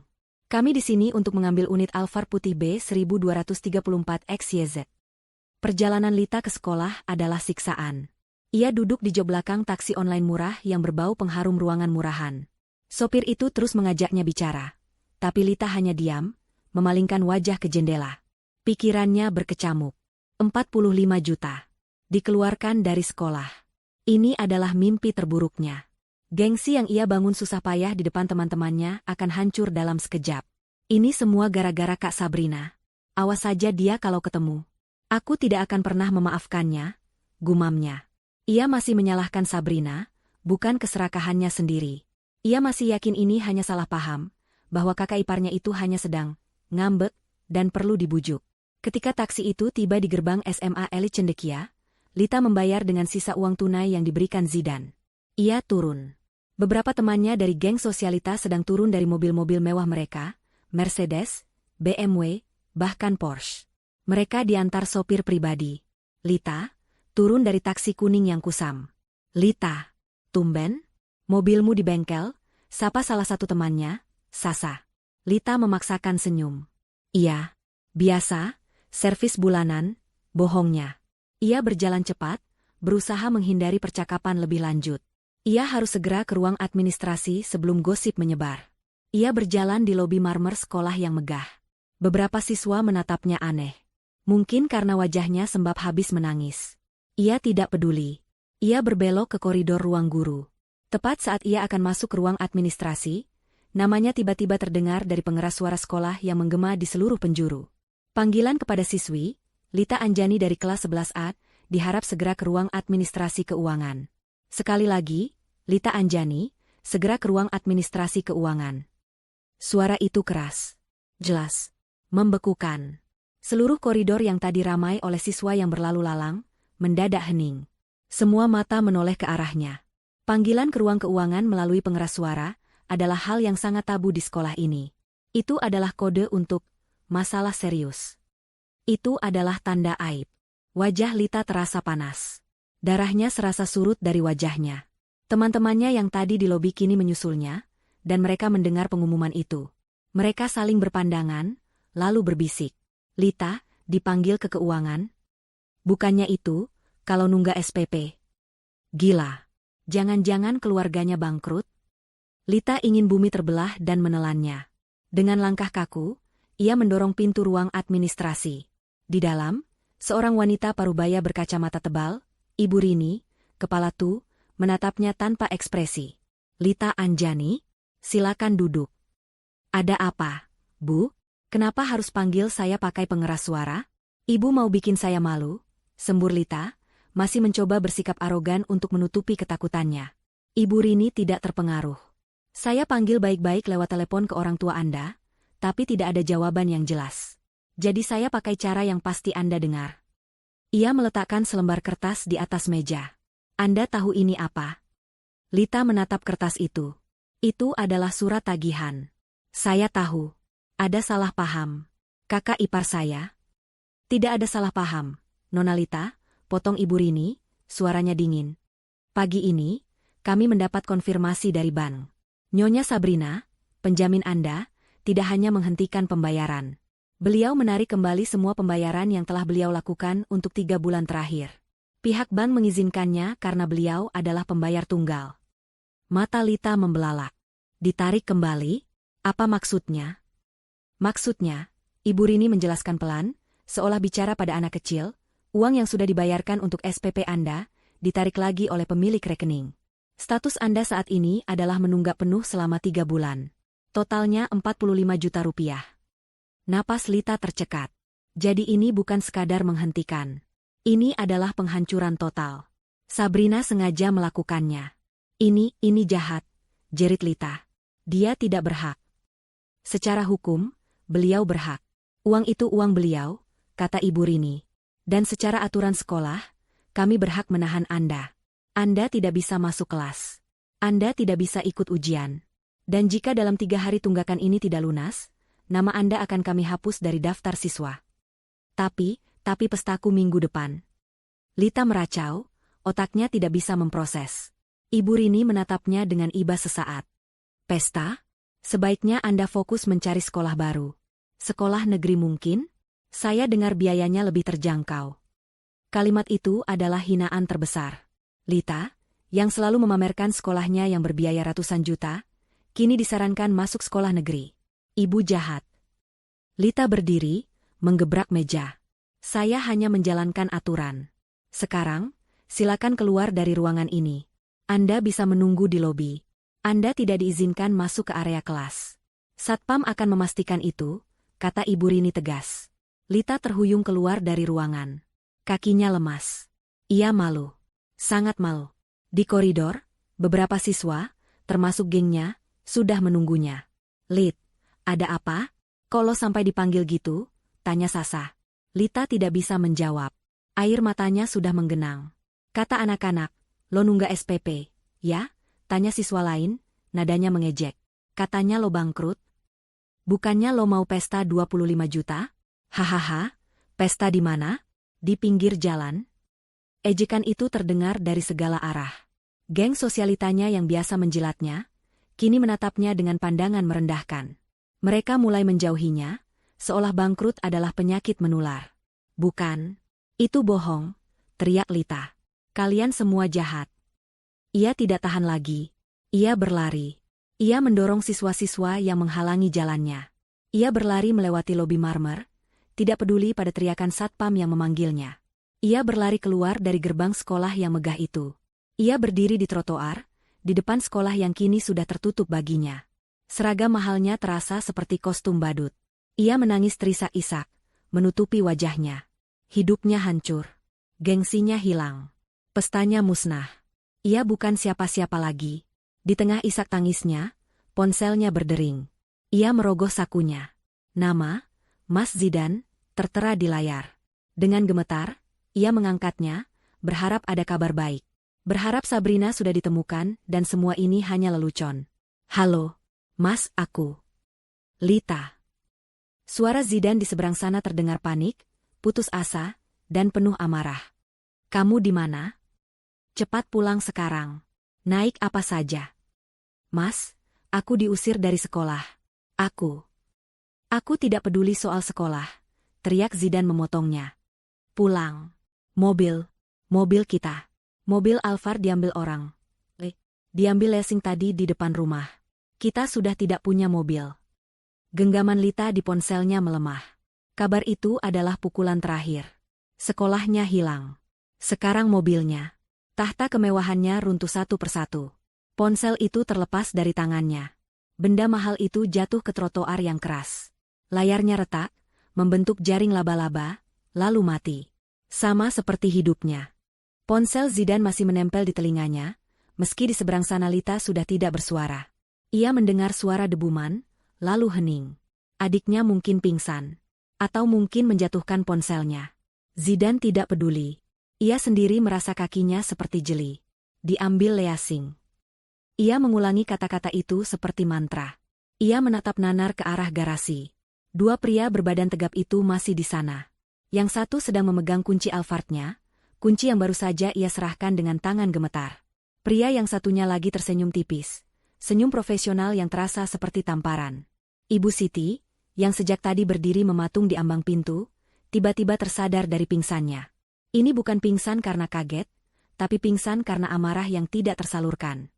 Tidak, jeritnya. Ia berlari keluar, menerobos Zidan, menuju ke garasi. Ia bahkan tidak memakai sandalnya. Kakinya yang terawat menginjak lantai carport yang kotor. Kalian siapa? Beraninya kalian masuk pekarangan saya. Pergi. Ia mencoba mendorong salah satu pria itu. Pria itu hanya bergeser sedikit, tidak terpengaruh. Maaf, Nyonya, kata pria yang memegang kunci.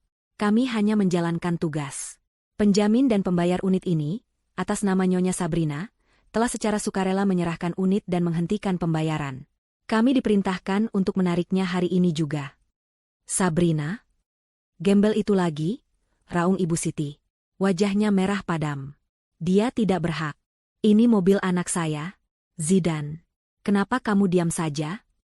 Usir mereka. Panggil polisi. Zidan hanya menggeleng pelan. Tidak bisa, Bu. Surat-suratnya, tadi mereka tunjukkan. Semuanya lunas atas nama Sabrina. Kita hanya pemakai. Itu adalah kebenaran yang pahit. Zidan selalu mengira mobil itu miliknya. Ternyata ia hanya meminjam. Saya tidak peduli.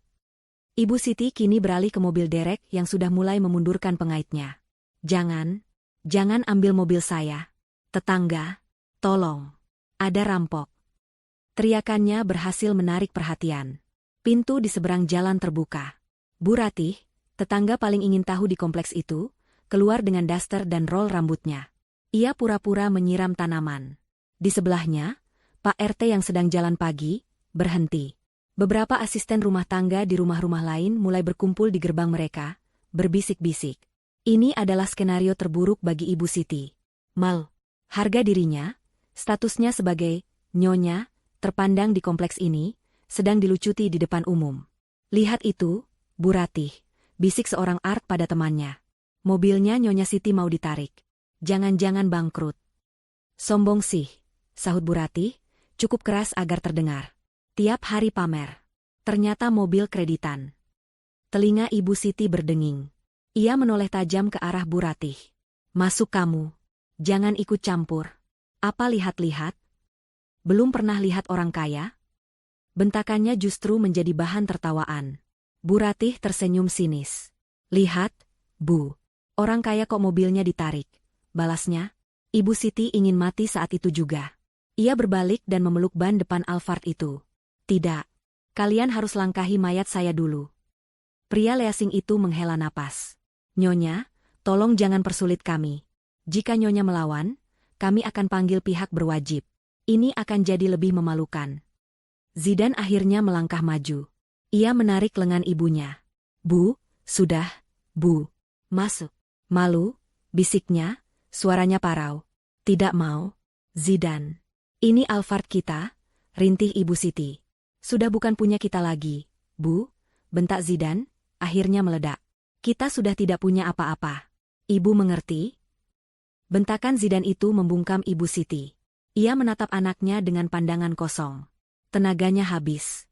Zidane memapahnya masuk ke dalam rumah, menjauh dari tatapan penuh penghakiman para tetangga. Dari balik jendela ruang tamu, mereka berdua, dan Lita yang baru saja tiba, diantar oleh satpam kompleks yang kasihan melihatnya menangis di pos depan, menyaksikan detik-detik paling memalukan dalam hidup mereka. Mobil Alphard putih yang selalu Ibu Siti banggakan, yang selalu Lita pakai untuk pamer ke teman-temannya, kini ditarik ke atas mobil derek. Suara mesin derek itu meraung-raung, seolah menertawakan mereka. Mobil derek itu perlahan menjauh, membawa serta sisa-sisa terakhir harga diri mereka. Ibu Siti terduduk lemas di lantai marmer yang dingin. Habis. Habis sudah. Zidane tidak tahan berada di rumah itu. Ia merasa tercekik. Ia harus keluar. Ia harus mencari Sabrina. Tapi bagaimana? Ia teringat sesuatu. Mobil sedan. Masih ada satu mobil lagi di garasi. Mobil lama peninggalan ayahnya, yang jarang dipakai. Ia berlari ke garasi, mengabaikan Lita yang menangis di sofa. Ia mengambil kunci sedan itu. Ia masuk dan memutar kuncinya. Klik, klik, klik. Tidak ada apa-apa. Hanya suara lemah. Aki-akinya mati, desisnya. Ia memukul setir. Sial, kapan terakhir kali mobil ini dipanaskan? Sabrina yang biasanya mengurus. Tentu saja.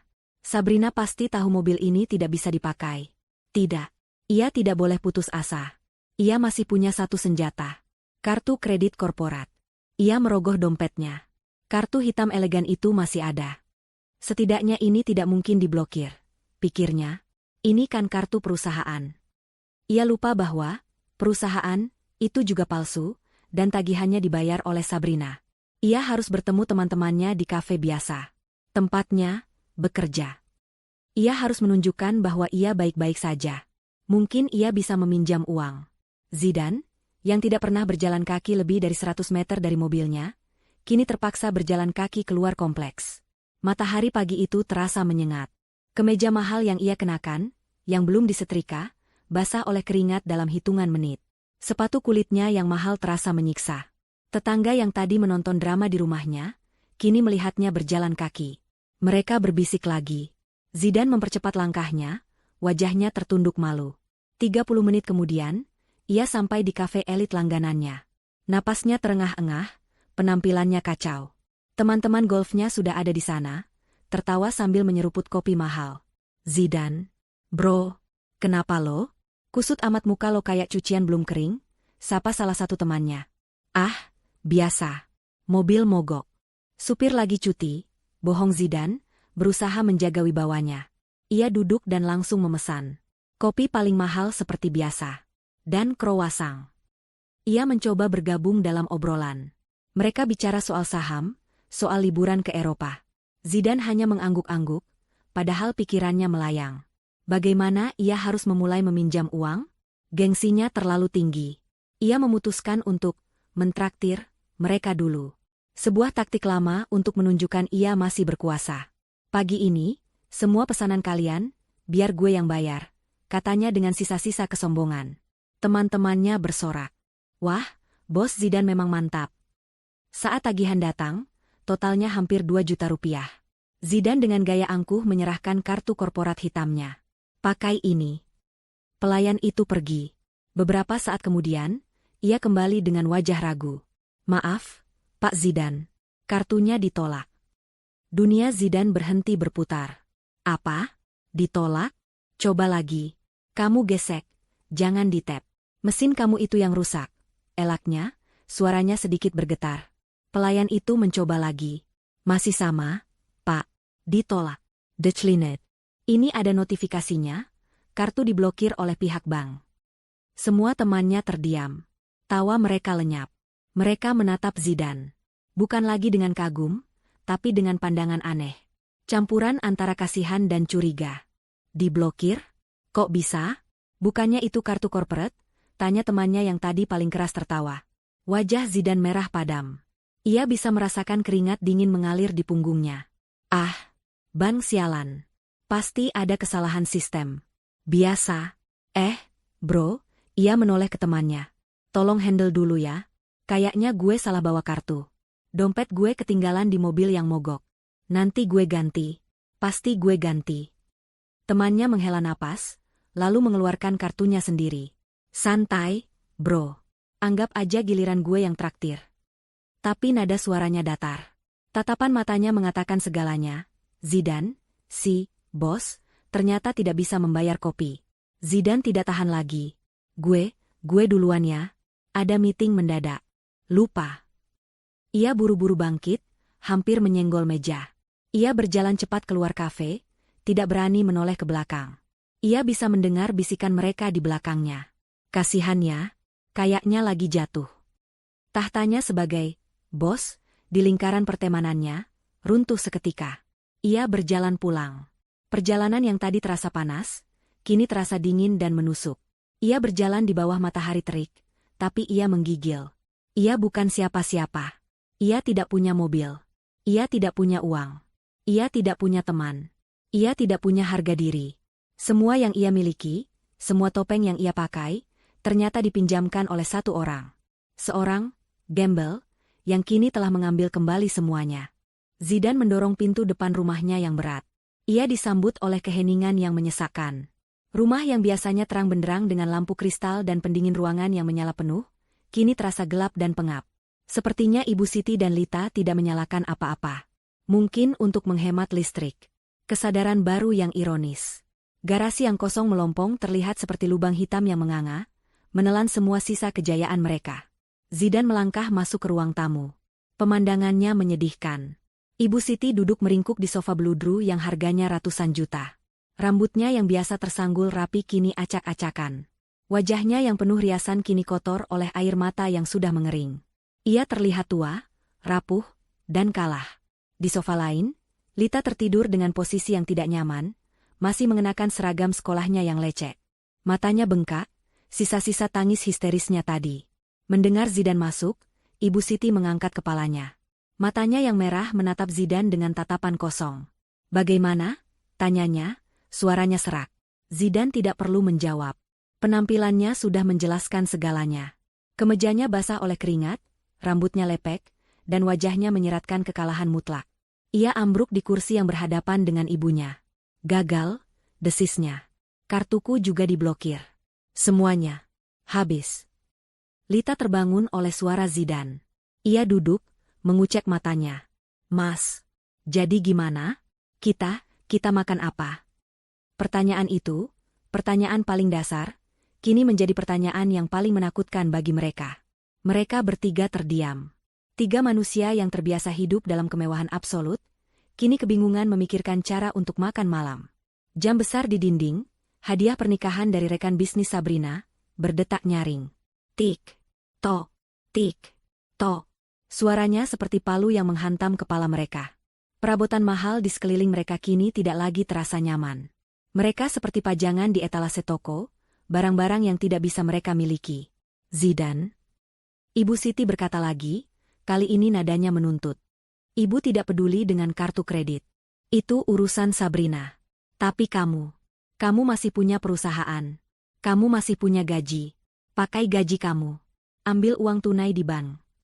Lita menatap Zidane, matanya berbinar oleh harapan terakhir. Iya, Mas. Gaji Mas. Kan? Mas kan direktur. Pasti gajinya besar. Kita bisa pakai itu dulu sementara Kak Sabrina ngambek. Zidane memejamkan matanya. Inilah saatnya. Dinding kebohongannya yang terakhir harus ia runtuhkan sendiri. Ia tidak bisa bersembunyi lagi. Bu. Ia memulai, suaranya bergetar. Perusahaan sudah tidak ada. Ibu Siti mengerutkan kening. Apa maksudmu tidak ada? Kamu kan tiap pagi berangkat ke kantor? Kantor itu sudah disita bank. Setahun yang lalu, kata Zidane pelan. Ibu Siti dan Lita terdiam. Mereka mencoba mencerna kalimat itu. Bangkrut, Zidane mengatakannya dengan lebih jelas. Perusahaan ayah bangkrut total. Tidak ada yang tersisa. Sejak setahun lalu, aku pengangguran. Bohong, teriak Lita, tidak terima. Kamu bohong. Terus kamu ke kantor tiap pagi? Kamu main golf? Kamu beli jam tangan mahal? Itu apa? Itu, semua. Sabrina, bisik Zidan, kepalanya tertunduk malu. Semua dari Sabrina. Ibu Siti berdiri. Kakinya gemetar. Apa katamu? Sejak perusahaan bangkrut, Sabrina yang mengambil alih semuanya. Dia yang bayar sisa utang perusahaan ayah diam-diam. Dia yang kasih aku uang bulanan, dia bilang, untuk jaga gengsi Mas. Dia yang belikan aku mobil Alphard itu, katanya biar Mas tidak malu sama teman-teman. Kartu korporat itu, kartu atas nama perusahaannya. Dia yang suruh aku pura-pura tetap kerja, biar ibu dan Lita tidak cemas. Pengakuan itu menghantam Ibu Siti dan Lita seperti kereta barang. Setiap kebohongan yang mereka nikmati kini terkuak. Pria yang mereka banggakan sebagai direktur sukses, ternyata hanyalah boneka yang dibiayai penuh oleh istrinya. Jadi kita. Lita menutup mulutnya. Ya, kata Zidan. Kita hidup sepenuhnya dari uang Sabrina. Setiap nasi yang kita makan, setiap baju yang kita pakai, listrik di rumah ini, bensin di mobil, semuanya dari dia. Ibu Siti terhuyung. Ia mencengkeram dadanya. Ia teringat kata-katanya tadi malam. Gembel gak usah belagu, kamu itu cuma numpang. Gembel? Bisik Ibu Siti pada dirinya sendiri. Matanya nanar. Jadi, kita yang numpang? Kita yang jadi parasit hidup dari uang? Gembel, itu selama ini. Kenyataan itu terlalu brutal. Arogansi yang ia bangun seumur hidupnya hancur berkeping-keping. Ia bukan nyonya besar. Ia adalah benalu yang baru saja kehilangan pohon inangnya. Lalu kita bagaimana? Zidan, rinti Ibu Siti, suaranya terdengar seperti nenek-nenek. Kita mau makan apa? Zidan hanya bisa menggelengkan kepalanya. Ia menangis tanpa suara, air mata malu dan putus asa mengalir di pipinya. Ia telah gagal sebagai anak, sebagai kakak, dan sebagai suami. Di tengah keheningan yang menakutkan itu, bel rumah berbunyi. Ding dong. Mereka bertiga tersentak kaget. Siapa lagi? Pihak Leasing mau ambil TV dan sofa? Mereka saling pandang, ketakutan. Jangan dibuka, bisik Lita. Mereka diam, menahan napas. Bel berbunyi lagi, lebih lama dan lebih memaksa. Lalu hening. Beberapa detik kemudian, terdengar suara klak dari slot surat di pintu utama. Sesuatu jatuh ke lantai marmer. Zidan menunggu beberapa menit, memastikan orang itu sudah pergi. Ia berjingkat ke pintu. Di lantai, tergeletak sebuah amplop coklat besar. Ada logo bank yang ia kenali. Bank tempat ia dan Sabrina mengambil KPR rumah ini. Di amplop itu ada stempel merah besar, penting dan segera. Dengan tangan gemetar, ia mengambil amplop itu. Ia kembali ke ruang tamu, di mana ibu dan adiknya menatapnya dengan cemas. Ia menyalakan satu lampu kecil. Tangannya gemetar hebat saat ia merobek amplop itu. Ia mengeluarkan selembar surat resmi. Ia membacanya. Wajahnya yang sudah pucat kini berubah menjadi kelabu seperti mayat. Apa? Zidan? Desak Ibu Siti. Apa lagi? Zidan mengangkat kepalanya. Matanya kosong. Surat peringatan pertama. Gagal bayar KPR. Katanya datar. Gagal bayar? Ulang Lita bingung. Sabrina, dia menghentikan pembayaran cicilan rumah ini. Zidan menjelaskan, suaranya pecah. Kita dinyatakan menunggak. Ia melanjutkan membaca isi surat itu, suaranya semakin lirih. Bank meminta kita untuk melunasi seluruh sisa pokok pinjaman. Totalnya, 3,5 miliar rupiah. Seluruhnya. Tunai. 3,5 miliar? Lita nyaris tidak bisa bernapas. Kita diberi waktu 14 hari kerja untuk melunasinya, Zidan sampai di bagian akhir. Jika tidak rumah ini akan disita oleh bank dan dilelang. Disita. Dilelang. Gelandangan. Kata-kata itu berputar-putar di kepala Ibu Siti. Kata-kata yang ia gunakan untuk mengusir Sabrina, kini menjadi takdirnya. Rumah mewah ini akan diambil. Mereka akan diusir. Mereka tidak punya uang. Mereka tidak punya mobil. Mereka tidak punya apa-apa. Mereka benar-benar akan menjadi gelandangan. Zidan? Ibu Siti memegangi kepalanya yang terasa mau pecah. Tidak mungkin. Visinya mulai kabur. Suara detak jam di dinding terdengar semakin jauh. Lantai marmer di bawah kakinya terasa berputar. Ia mencengkeram dadanya. Napasnya sesak. "Ibu," teriak Zidan, melihat ibunya terhuyung. Ibu Siti tidak menjawab. Matanya terbalik. Seluruh tenaganya hilang.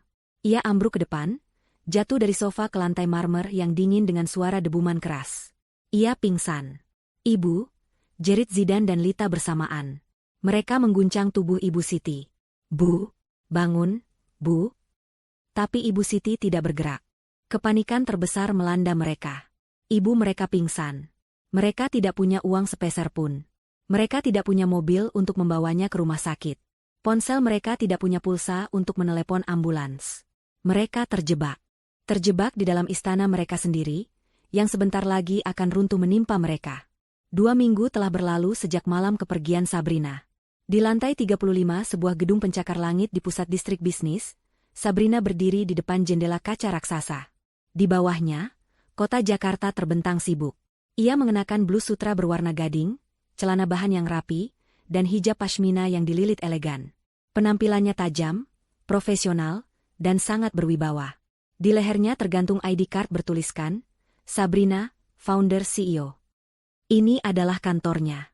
Kantor yang tidak pernah diketahui Zidan dan keluarganya. Selama ini, mereka mengira bisnis Sabrina hanyalah toko online yang dikelola dari kamar. Mereka tidak tahu bahwa toko itu adalah sebuah perusahaan induk investasi yang memiliki saham di berbagai bisnis startup teknologi dan ekspor-impor. Ia adalah investor sukses yang sengaja menyembunyikan kekayaannya, berharap suatu hari keluarganya akan menghargainya sebagai pribadi, bukan sebagai mesin uang. Ia salah besar. Bu Sabrina, Rina, asisten pribadinya, masuk dengan sebuah tablet. Tim pengacara sudah siap di ruang rapat. Para investor dari Singapura sudah terhubung lewat video conference.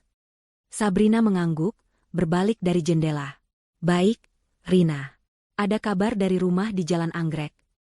Rina menatap tabletnya. "Sesuai perkiraan, Bu. Hari ini adalah hari ke-14. Surat peringatan ketiga dan surat perintah pengosongan rumah sudah dilayangkan oleh bank pagi tadi. Tim eksekusi akan bergerak besok pagi." Sabrina diam sejenak. Tidak ada ekspresi di wajahnya. "Bagus. Pastikan tim pengacara kita mendampingi pihak bank. Saya mau prosesnya berjalan sesuai hukum. Semua aset bergerak di dalam rumah itu, biarkan mereka ambil. Saya tidak mau satupun barang dari sana. Anggap saja donasi untuk para parasit." "Baik, Bu," kata Rina. Dan surat cerai sudah ditandatangani oleh Tuan Zidan. Beliau datang ke kantor pengacara kemarin. Beliau terlihat sangat kacau. Beliau memohon untuk bertemu ibu. "Saya tidak punya waktu," jawab Sabrina dingin. "Saya sudah membeli unit apartemen baru di penthouse Sudirman. Pastikan proses administrasinya selesai minggu ini. Dan mobil baru saya, apa sudah datang?" "Sudah di lobi basement, Bu. Sesuai pesanan ibu. Alphard hitam keluaran terbaru." Sabrina tersenyum tipis. Ironis. Ia membeli mobil yang sama dengan yang ditarik dari Zidan. Bedanya, yang ini miliknya. Lunas. "Bagus. Mari kita mulai rapatnya." Ia melangkah masuk ke ruang rapat yang besar. Belasan manajer senior berdiri serentak, menyambutnya dengan hormat. Di layar besar, wajah-wajah serius para investor asing menatapnya. Sabrina duduk di kursi utama. "Selamat pagi, semuanya. Mari kita mulai presentasi akuisisi kuartal ini." Ia tampil tenang, berkuasa, dan sangat kaya. Ia adalah ratu di singgasananya sendiri, yang ia bangun dengan keringat dan otaknya. Sementara itu, di belahan kota yang lain, neraka sedang berlangsung. 2 minggu lalu, kepanikan di rumah Jalan Anggrek mencapai puncaknya. Ibu Siti yang pingsan tidak kunjung sadar. Zidan, dalam keputusasaan total, melakukan satu-satunya hal yang ia bisa. Ia berlari keluar rumah. Ia berlari ke pos satpam kompleks. "Pak, tolong. Pak, ibu saya pingsan. Teleponkan ambulans." Ia memohon, terengah-engah. Satpam itu, yang tadi pagi menyaksikan mobil Alphardnya ditarik, menatapnya dengan pandangan aneh. "Telepon ambulans? Pakai pulsa Bapak saja." Saya tidak punya pulsa. Ponsel saya mati. Tolong, Pak." Zidan merendahkan dirinya, membuang semua gengsinya. Dengan malas, satpam itu akhirnya menelepon. Ambulans datang 30 menit kemudian. Petugas medis masuk dan memeriksa Ibu Siti. Tekanan darahnya sangat tinggi. Ini stroke ringan atau serangan panik hebat. Harus segera dibawa ke UGD. Mereka mengangkat Ibu Siti ke brankar. Saat di UGD rumah sakit terdekat, masalah baru muncul. Administrasi, Pak. Silakan bayar deposit dulu. 5 juta rupiah, kata perawat di meja pendaftaran. Zidan dan Lita saling pandang. 5 juta. Mereka bahkan tidak punya 50 ribu. Sus, bisa pakai asuransi. Zidan mencoba. Asuransi atas nama siapa? Sabrina, istri saya. Perawat itu mengetik nama Sabrina. Maaf, Pak. Semua polis asuransi premium atas nama Nyonya Sabrina sudah membatalkan semua tertanggung tambahan atas nama Bapak Zidan, Ibu Siti, dan Nona Lita. Efektif sejak 2 minggu lalu. Kaki Zidan lemas. Sabrina benar-benar memotong segalanya. Ia memikirkan semua kartu asuransi VVIP yang selalu ia banggakan di dompetnya. Semuanya kini hanya sampah plastik. Jadi, kami tidak ditanggung, bisik Lita. Anda bisa pakai jalur umum, BPJS, tanya perawat itu. Zidan teringat. Sabrina pernah mendaftarkan mereka BPJS, untuk jaga-jaga, katanya. Tapi Ibu Siti selalu menghinanya. Itu asuransi orang miskin, katanya. Kini, asuransi orang miskin itu adalah satu-satunya harapan mereka. Ibu Siti akhirnya dirawat di bangsal kelas 3. Bangsal yang panas, berisik, dengan 6 pasien dalam satu ruangan. Jauh dari kamar VVIP pribadi yang biasa ia tempati jika sakit. Ia siuman beberapa jam kemudian, linglung. Melihat langit-langit kotor dan kipas angin yang berputar lambat di atasnya, ia menangis. Di mana ini? Kenapa aku di sini? Zidan. Pindahkan ibu. Tidak bisa, Bu. Kita pakai BPJS. Jawab Zidan malu. Ibu Siti histeris. Ia mencabuti selang infusnya. Perawat harus menenangkannya. Ini adalah karma pertamanya. Untuk menebus obat yang tidak ditanggung BPJS, Zidan terpaksa menjual satu-satunya aset yang ia miliki, jam tangan Rolex palsu, KW Super, yang selalu ia banggakan. Ia menjualnya ke pedagang di pasar loak seharga 300 ribu rupiah. Uang itu habis untuk obat dan ongkos Lita bolak-balik naik angkot. Hari-hari berikutnya adalah mimpi buruk. Surat peringatan kedua dari bank datang. Lalu yang ketiga. Zidan mencoba menelepon teman-teman golfnya. Bro, pinjam uang dulu. Maaf, Zidan. Lagi dipakai, nih. Aduh, istri gue lagi butuh. Sorry, bro. Nomor yang Anda tuju sedang tidak aktif. Semua menolaknya. Berita ia bangkrut dan ditolak kartu kreditnya di kafe sudah menyebar. Ia adalah paria. Tepat di hari ke-14, saat Ibu Siti baru saja boleh pulang, mereka kembali ke rumah. Mereka menemukan sebuah truk besar dan beberapa orang berbadan tegap sudah ada di depan gerbang. Tim eksekusi dari bank. Maaf, Bapak Zidan. Sesuai surat perintah pengadilan, rumah ini resmi kami sita. Anda punya waktu 1 jam untuk mengemasi barang-barang pribadi Anda. Hanya pakaian, kata seorang pria berjas, pemimpin tim itu. Apa? Tidak bisa. Ini rumah saya, teriak Zidan. Bukan lagi, Pak. Silakan. Bu Ratih, sang tetangga, menonton dari balik gordennya, tersenyum puas. Ia bahkan merekamnya dengan ponsel. Zidan, Lita, dan Ibu Siti yang masih lemah, dipaksa mengemasi pakaian mereka ke dalam koper-koper murah. Semua barang mewah, TV 80 inci, sofa bludru, lampu kristal, Gucci mahal, tempat tidur king size, semuanya ditinggal. Mereka diusir. Bertiga, mereka berdiri di depan gerbang rumah mereka sendiri, masing-masing membawa 1 koper. Mereka benar-benar terlihat seperti gelandangan. Kita mau kemana? Zidan, Isa Ibu Siti, berpegangan pada lengan anaknya. Zidan tidak tahu. Ia tidak punya tempat tujuan. Ia teringat sesuatu. Jauh di pinggir kota, ada rumah peta kecil peninggalan kakeknya yang sudah lama tidak terurus. Hanya itu satu-satunya pilihan. Mereka naik 3 kali angkot untuk sampai ke sana. Rumah itu berada di gang sempit, becek, dan bau comberan. Dindingnya berjamur. Atapnya bocor di beberapa tempat. Hanya ada 1 kamar tidur, 1 kamar mandi jongkok yang kotor, dan ruang depan sempit yang langsung terhubung ke dapur berasap. Inilah istana baru mereka. Malam pertama di sana adalah neraka. Panasnya luar biasa. Nyamuk berpesta di tubuh mereka. Ibu Siti tidak berhenti menangis. Lita menjerit-jerit histeris. Aku tidak mau di sini. Bau. Jorok. Panas. Aku benci Kak Sabrina. Diam, bentak Zidane.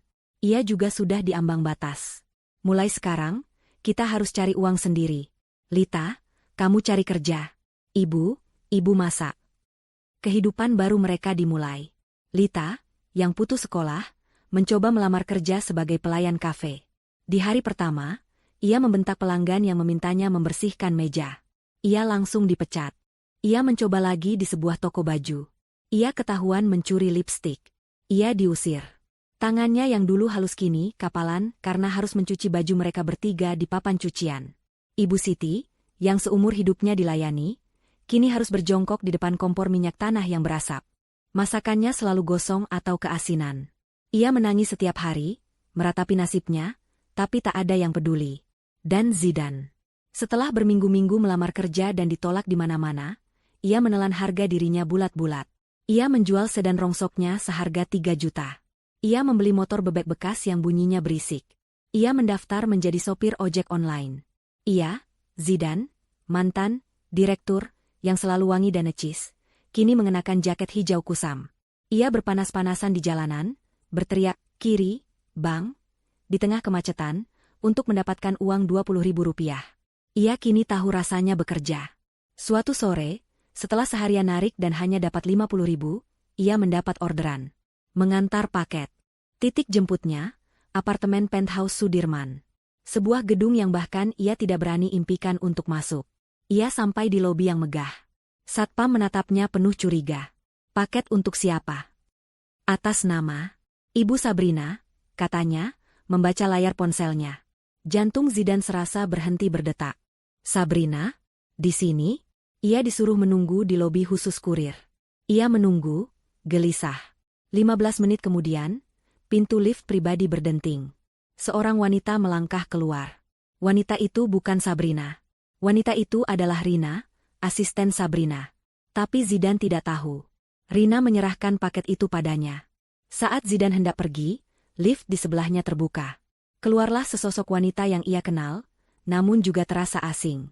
Mengenakan dress kasual yang elegan, hijab yang sempurna, dan kacamata hitam besar. Di tangannya ada kunci mobil yang Zidane kenali logonya. Sabrina. Wanita itu berjalan melewatinya, menuju pintu lobi utama. Ia tidak melihat Zidane. Atau pura-pura tidak melihat. Aroma parfumnya yang mahal, parfum yang dulu Zidane belikan menggunakan uang Sabrina, menyeruak hidung Zidane. Zidane membeku. Jaket hijaunya yang bau keringat rasa membakarnya. Di depannya adalah istrinya, yang kini terlihat seperti bintang film. Ia, sang suami, hanyalah seorang tukang ojek yang bahkan tidak berani menyapanya. Zidane berdiri kaku seperti patung. Ponsel di tangannya bergetar, orderan paket itu harus segera diantar. Tapi ia tidak peduli. Seluruh dunianya terfokus pada sosok Sabrina yang berjalan anggun menuju pintu putar lobi. Sesuatu dalam dirinya pecah. Bukan harga diri, karena ia sudah tidak punya itu. Tapi bendungan keputusasaan. Sabrina. Teriakan itu keluar dari tenggorokannya, serak dan putus asa.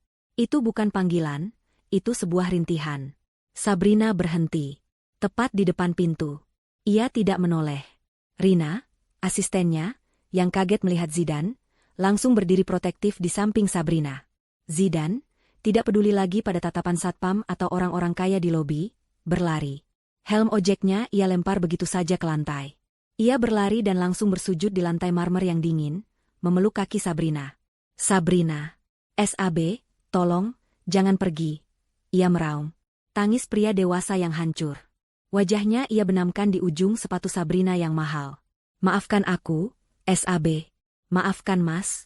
Aku salah. Aku dibutakan oleh gengsi. Aku suami yang tidak berguna. Sabrina tetap diam. Ia hanya menatap puncak kepala Zidane yang tertunduk di kakinya. Aku sudah menderita, SAB. Ibu sakit-sakitan di kontrakan sempit. Lita putus sekolah, dia nyuci baju sendiri. Kami makan cuma sekali sehari. Aku jadi tukang ojek, SAB. Lihat aku. Zidane mengangkat wajahnya, yang basah oleh air mata dan keringat. Ia menunjuk jaket hijaunya yang kusam. Aku sudah dihukum. Tolong, SAB kembalilah. Aku janji akan berubah. Aku akan kerja apa saja. Aku akan jadi suami yang baik. Tolong selamatkan kami. Para satpam sudah bergerak maju untuk menyeret Zidane, tapi Sabrina mengangkat tangannya sedikit. Tanda untuk berhenti. Zidane, melihat Sabrina tidak menendangnya, mendapat sedikit harapan. Ia merogoh sakunya, mengeluarkan ponselnya. Ia pasti sudah menghubungi ibu dan adiknya saat menunggu tadi, memberitahu lokasinya. Ibu, Lita, cepat ke sini, teriaknya pada ponselnya. Tak lama kemudian, dari pintu masuk lobi yang sama, masuk dua sosok yang menyedihkan. Ibu Siti dan Lita. Mereka pasti sudah menunggu di warung seberang jalan. Mereka berlari tergopoh-gopoh. Penampilan mereka adalah sebuah tragedi. Ibu Siti, yang dulu selalu necis, kini memakai daster kusam yang warnanya pudar. Rambutnya yang beruban dibiarkan tergerai seadanya.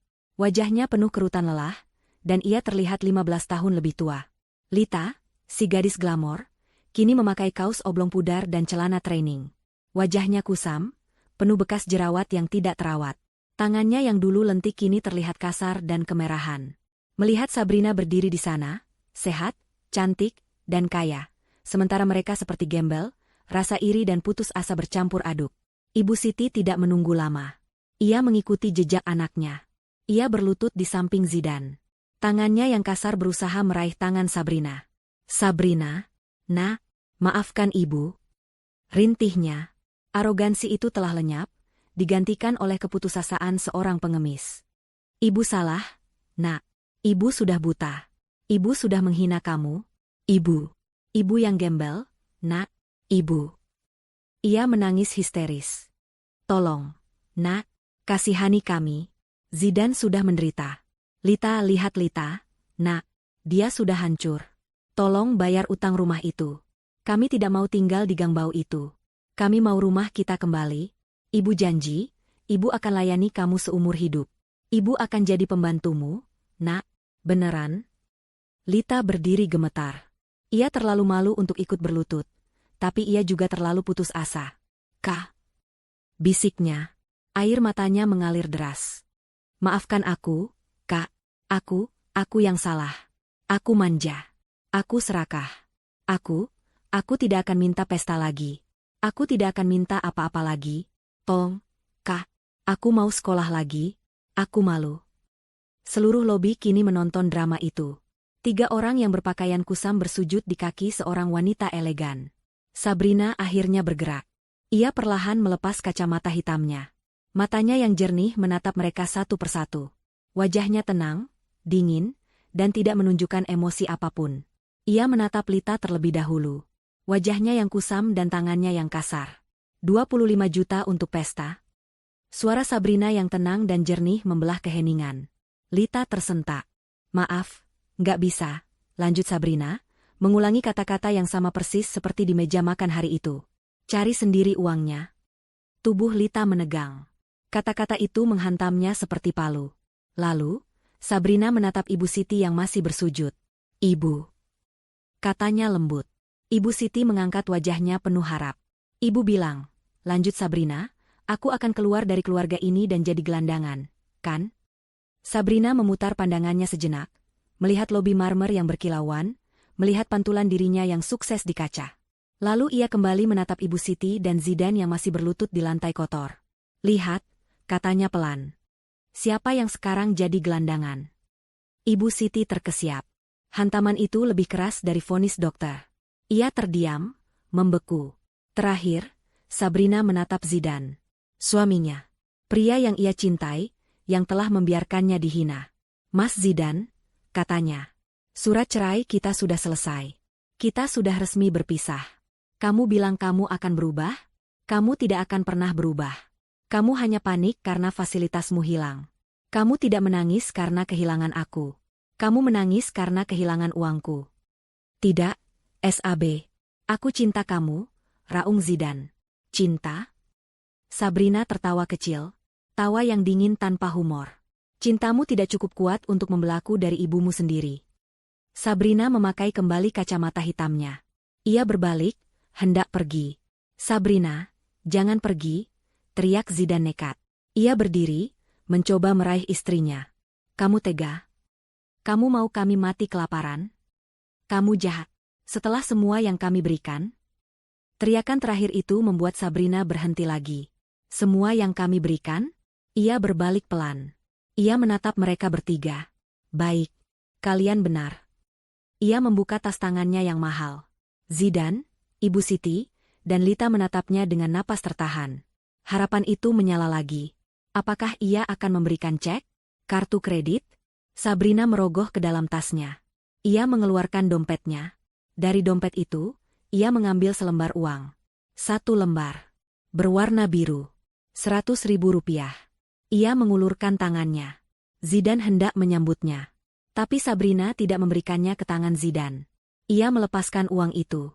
Uang itu melayang pelan, berputar, lalu mendarat di lantai marmer, tepat di antara Zidane dan Ibu Siti. Tepat di depan kaki mereka. Oh ya, Lita, kata Sabrina. Selamat ulang tahun. Anggap saja itu kadonya. Zidane, Lita, dan Ibu Siti menatap uang 100.000 yang tergeletak hina di lantai itu. Itu, lanjut Sabrina, suaranya menusuk. Untuk ongkos kalian pulang. Naik angkot bertiga, masih ada kembaliannya. Pesan saya, hemat-hemat. Para satpam kini melangkah maju, sudah tidak bisa ditahan lagi. Mereka mulai menarik Zidane, Lita, dan Ibu Siti. Maaf, Bapak, Ibu. Harap tinggalkan area lobi. Lepaskan. Ini istri saya. Sabrina. Sabrina.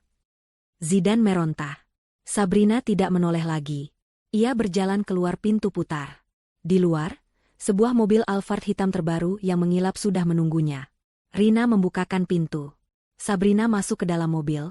Pendingin ruangan yang sejuk menyambutnya. Ia duduk di jok kulit yang empuk. Ia melihat dari jendela yang gelap. Ia melihat 3 sosok yang pernah menjadi keluarganya itu, kini diseret secara paksa oleh satpam keluar dari lobi. Mereka berteriak, menangis, dan memaki. Zidane, di tengah tarikan satpam, menatap uang 100.000 yang masih tergeletak di lantai. Itu adalah simbol kehancuran totalnya. Mobil Sabrina melaju pelan, meninggalkan gedung mewah itu. Di dalam mobil, Sabrina menatap lurus ke depan. Jalanan Jakarta yang sibuk terbentang di hadapannya. Ia meraih ponselnya, bukan untuk melihat ke belakang, tapi untuk menelepon timnya. Rina, rapat selanjutnya jam berapa? Ia tidak meneteskan air mata. Ia hanya merasakan kelegaan. Pelajaran telah ia berikan. Karma telah menemukan jalannya.